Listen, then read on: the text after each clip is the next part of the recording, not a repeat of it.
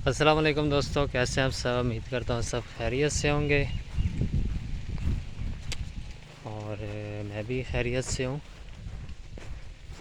तो आज चूँकि मेरी वापसी हुई है गांव की तरफ और ये हरियाली देख के दिल बहुत ही ज़्यादा खुश हो गया है और गंदम भी बड़ी हो गई है। ये आप देखें, माशाल्लाह फसल आप देखें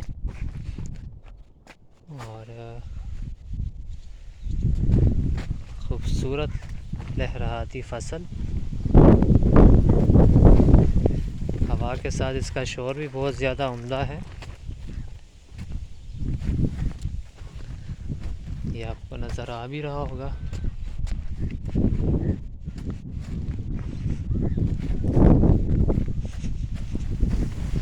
ये बीच में सरसों भी उगाई गई थी। ये आपको येलो येलो नज़र आ रहा होगा।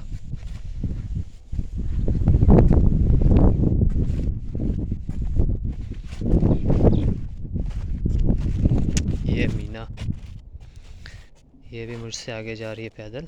अब ये देखें, ये उड़ गई है।